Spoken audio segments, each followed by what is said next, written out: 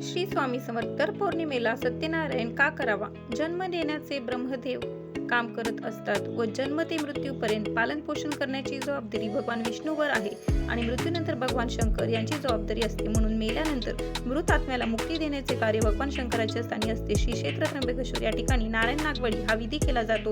आपल्या घरात पुरेसे न मिळणे, आर्थिक अडचणी येणे, अन्न चविष्ट न लागणे, अन्न खाऊन तृप्ती न होणे, महिनाभर पुरणारे धान्य महिनाभर न पुरता ते लवकर संपणे, घरात पैसा नको असलेल्या ठिकाणी खर्च करावा लागणे, पैसा घरात आला म्हणजे त्याला वाटा फुटणे, अन्नाठाई पैसा खर्च होणे, सतत 12 पौर्णिमेनंतर त्या व्यक्तीने वरील प्रश्न बऱ्याच अंशी सुटलेले असतात. बरेच चांगले अनुभव लोकांना आलेले दिसतात. याचे कारण आहे की आपण जी सत्यनारायण पूजा करतो ती धान्याची पूजा असते.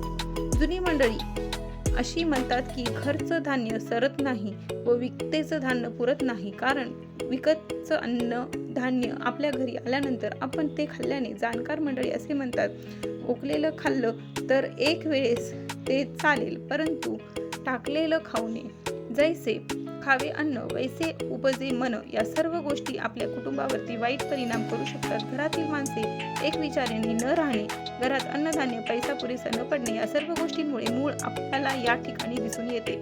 म्हणून आपल्याला पूर्वजन्मांनी फार बारीक अभ्यास करून घरच्या घरी पौर्णिमेला सत्यनारायण पूजा करण्याची प्रथा यासाठी घालून दिली आहे.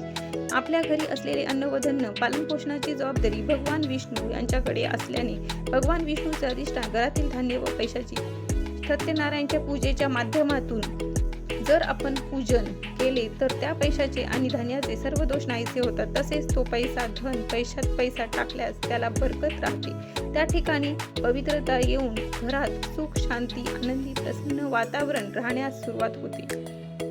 सत्यनारायणची पूजा ही दर पौर्णिमेला प्रदोष काळी सूर्यास्ताअगोदर 24 मिनिटं अगोदर करावी असे ऐश्वर्य धन संपत्ती यांचे मालक विष्णू व माता लक्ष्मी यांच्या कृपासाठी घरच्या घरी पूजा करावी. पूजेचे साहित्य: एक पाट, एक चौरंग, चौरंगाभोवती आंब्याचे 4 डाळे, चौरंगावर अर्धा मीटर पांढरे कापड, तांब्यात तांदूळ घेतात, बालकृष्ण ठेवतात, 3 सुपाऱ्या विड्या पान ठेवावी. पहिली सुपारी गणपतीची, दुसरी कुलदेवजीची, तिसरी वरुण देवाची. वरील पद्धतीने मांडणी करून सर्वांची पंचोपचार पूजा करावी. नंतर गव्याचा प्रसाद करून नैवेद्य शिरा दाखवून सत्यनारायणची पोथी वाचावी. पोथी वाचून झाल्यानंतर अन्नाचा नैवेद्य दाखवावा. आरती करून प्रसाद वाटावा. हा प्रसाद कुटुंबातील व्यक्तीनेच खावे, बाहेरच्या व्यक्तींना देऊ नये, नातेवाईकांना सुद्धा देऊ नये. यानंतर पूजेसाठी उरलेले गहू तांदूळ त्या धान्यात टाकावे. त्यामुळे धान्य दोष नाहीसे होऊन पवित्र होते, कारण तेव्हा धान्य दुकानात विकत आणतात, त्यावेळी अनेकांचा हात त्या धान्याला लागतो. त्याचे दोष नाहीसे होण्यासाठी, ते पवित्र करण्यासाठी दर पौर्णिमेला संक्रांतीला सत्यनारायण करावा. या विधीमुळे घरात सुख शांतती लाभते, धनधान्य पुरते, आर्थिक स्थिती सुधारते. ही पूजा सत्यनारायण विशेष व्रत भगवान श्री विष्णूचं आहे. आर्थिक स्थैर्यासाठी दर पौर्णिमेला म्हणून सत्यनारायणाची पूजा जरूर करावी. ऐश्वर्य धन संपत्ती याचे मालक भगवान श्री विष्णू हे लक्ष्मी माते आहे. भगवान विष्णूचा अधिष्ठान घरातील धान्य व पैसा सत्यनारायणच्या पूजेच्या माध्यमातून जर आपण पूजन केले तर धान्यातील सर्व दोष नाहीसे जातात. श्री सत्यनारायण पूजा घरच्या घरी विधिवत कशी करावी व त्यासंबंधी सर्व माहिती आपल्या सेवा मार्गातील श्री सत्यनारायण पूजा विधी या पुस्तकात आहे. स्वामी समर्थ केंद्रात. Thanks for watching.